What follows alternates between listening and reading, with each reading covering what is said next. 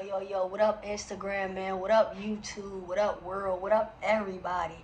I am dropping another video, and today I am going to tell you how to erase your debt, right?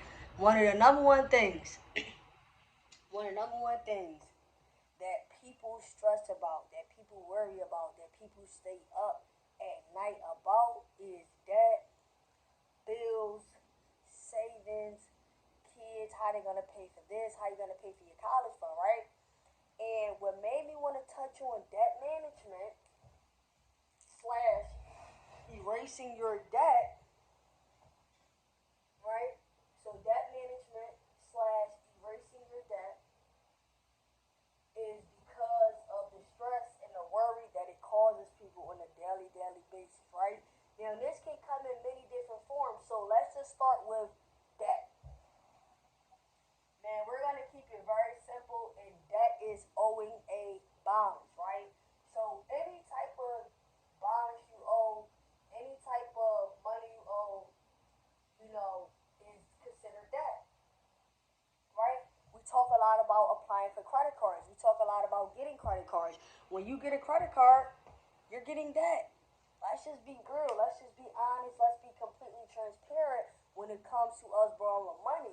Now, this is what happened, and a lot of times how we become out of control with managing debt is simply having too much debt, right? So let's just start there. A lot of times, getting out of control with debt for all of us is having too much. It's simply having too much, right? Because this is why I always tell you guys to use the budget sheet. If we looking at all your bills, right? So let's say the bills.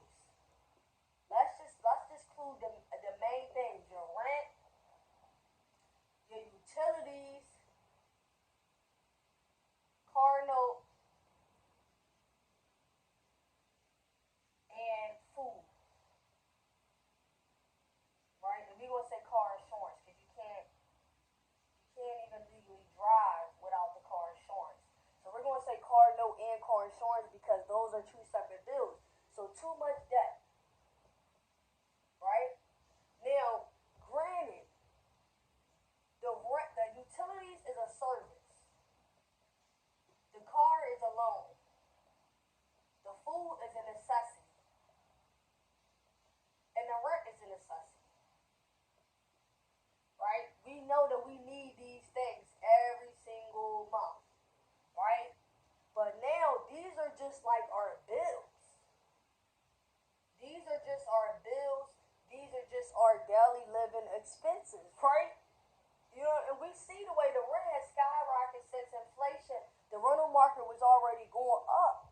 I remember in 2020 when people was complaining about the rental market. When I was showing the properties, oh man, y'all want to rent this?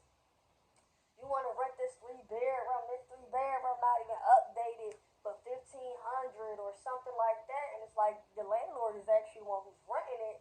But with inflation, the rental prices has even went higher. So now these are just our basic expenses.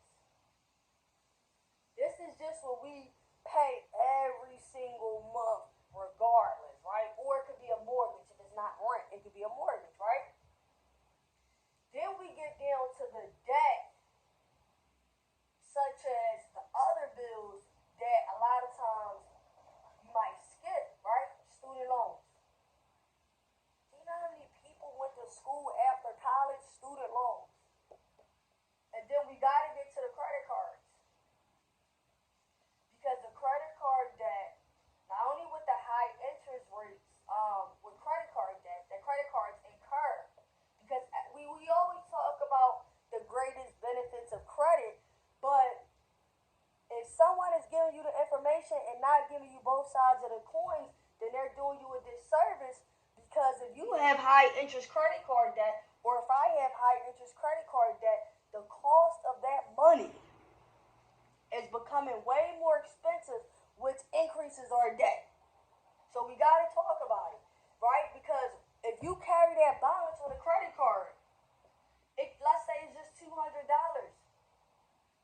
but the interest rate on a card, now if it was a good interest rate, it's 10%. You only paying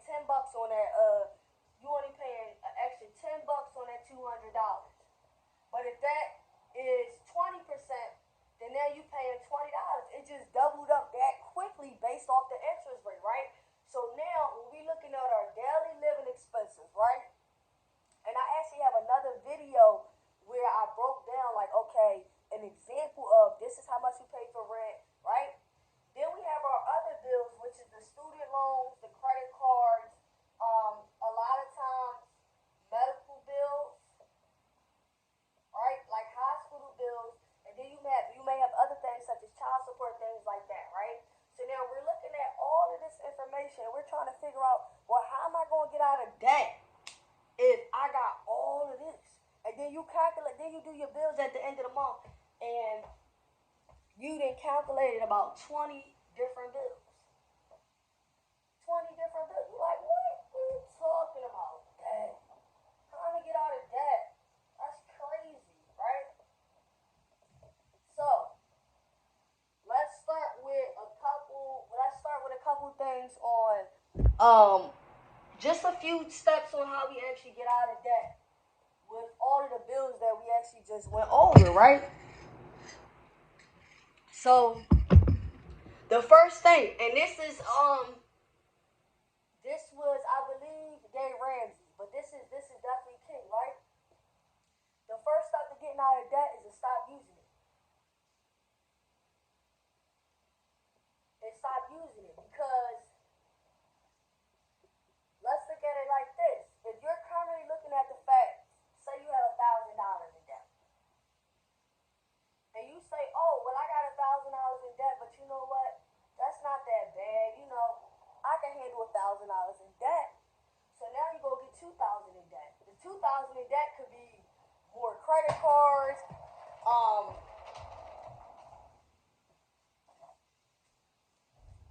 The 2,000 in debt could be more credit card debt, right? That add on, it could be credit cards, right? It can be, making buying a more expensive car. Anything can start to increase that debt because you feel like, okay, I can handle it. Is at $1,000. But see, this is the safe point. When you know you're at a number that you can handle, a lot of times it's good to stay there because when you increase that debt, right? Now, so when the debt is going from here, right? This is the debt level at 1,000, and then the debt went from 1,000 to 2,000, so it went here, right?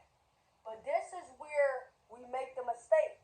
The debt is here, and then it goes to here, but the income remained the same.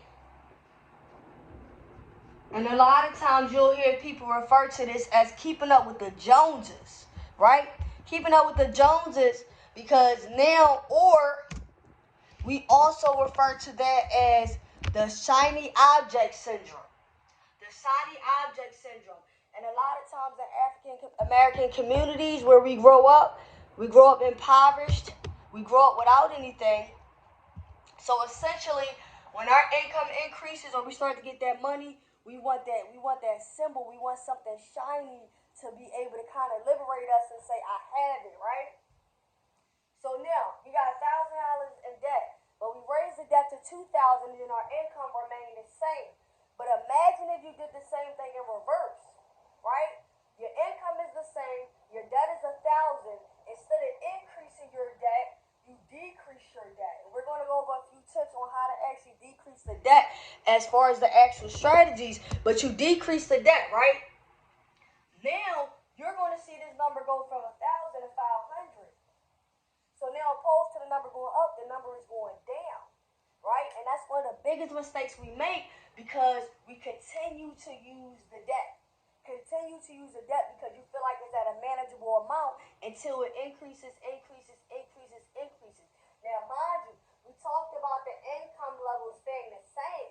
What if it's reverse and the income level drops? That happens all the time. People switch jobs, lose jobs, change jobs, whatever it may be, where the income level can shift. They move to another city, move to another place where maybe they had to start all over. They had a baby that's going to cost them $80,000 a year. So what do you think that just set you back in debt, right? And it's a great thing to have a child, but I'm just saying something may have occurred in your life where your your expenses have increased, right? So now we're looking at the debt where number one is to stop using it.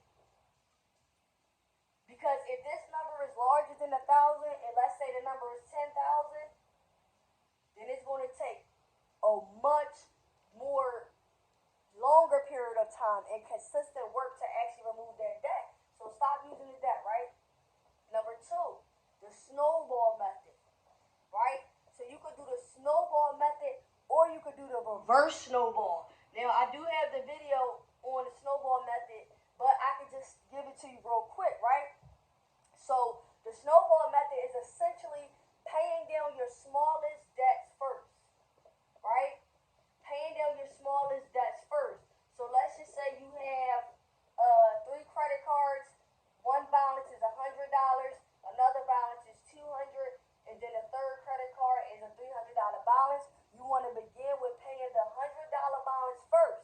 Now, what this does is, one, it automatically you just eliminated a debt. You just went from having 3 debts to having 2 debts off the rip. Number two, it gave you the confidence to continue on because you was able to see, hey, all right, I paid off that first debt. I can move to the second one, right? Psychologically, it does motivate us in our brain when we start to see our own progress. It makes us continue to want to progress. And that's with anything, right? So the same thing with debt, right? So we paid off the $100 balance. Now we're moving to the $200 balance and so forth. If there's more debt, you want to continue this process. Or if you're going to do the reverse snowball, right? We're going to do this process reverse, paying off the highest debt first and then continuing to that second debt. Or we can even take it a step further where if it's credit card debt that we're talking about, we're going to pay off the highest interest credit card first. You want to pay off the highest interest credit card first because remember, the longer we carry a balance, the higher that interest rate is, the more we pay on that money. So you can pay the highest balance first. If you do not know what your interest rate is, you simply just call up Mr. Lender and they will let you know, or you can look at your credit card statement, right? So the first thing we're going over to erase debt. Going into 2023, we're looking to erase debt. We want to stop using debt altogether. It may be difficult, but guess what? You can credit up a credit card and not deactivate it. You don't have to deactivate the credit card, but you can stop using the card and swipe it once in order to just keep it activated for 6 months, right? So stop using that is number one. The snowball method is number two to erase debt, and then 3 is the budget, right?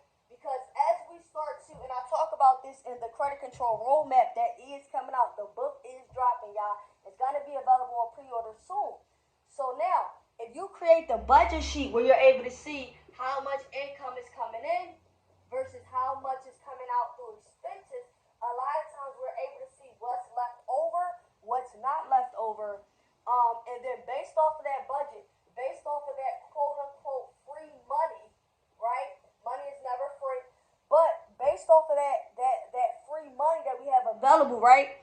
That spare money, that spare change, now we can begin to use that to also pay down more debt.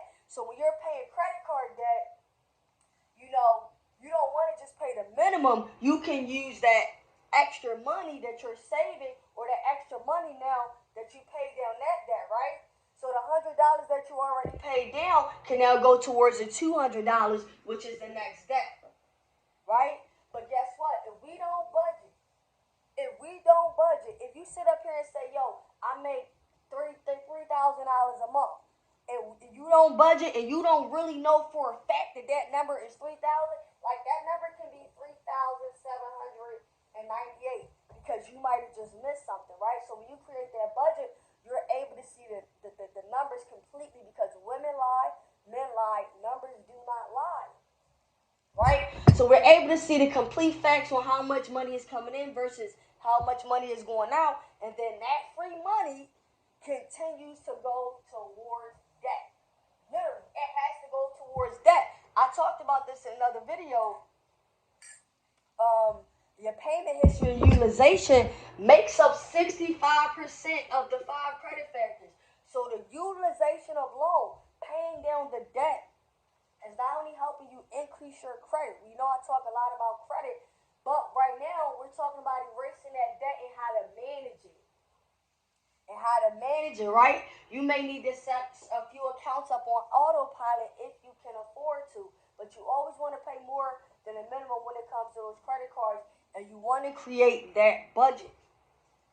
So, lastly, I'm gonna just end with saying this, right? So we got to stop using the snowball method, the reverse snowball method, creating the budget in order to even see how much money is available, right? Because we have to be able to see how much money is accessible in order to even put that capital towards anything, right?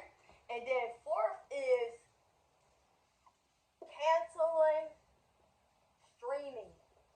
Canceling streaming services, canceling some of those miscellaneous activities that you may do on the weekend and things like that, right? But a lot of times these subscriptions add up. You know, they add up. You know, you got the Netflix, that's $20. Then you got Hulu. You know, Hulu's another $10. And then you might have a few add-on channels because you want to watch Stars and you want to see Power and watch Stars. And then they charge you $10 a pop for those. So let's just say the streaming services and the Spotify's and the things like that adds up to another $100. That $100 can still be used towards debt management. Because as the debt starts to decrease,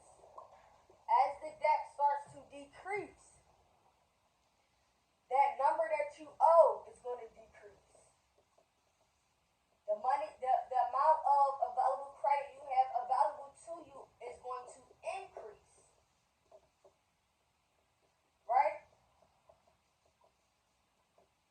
The credit's going to increase, the debt is going to decrease, and then you're going to be in an overall better position because now you're more in control of how much you owe, who you owe, and how well you can pay it back. Because that's the whole credit game, is simply how well we can pay it back, man. So I hope you guys was able to get some tangible information. But I'm telling you, take the time. It's worth it to go through your subscriptions. Take the time. It's worth it to complete the budget sheet. Take the time. It's worth it to check your credit card statement to see your highest interest on your credit card rate. If you're looking to truly erase and manage your debt properly, man, going into 2023 strong, going into 2023 control. If you need a free credit consultation, you already know preciouscredit.net. Preciouscredit.net, man. The website is right here.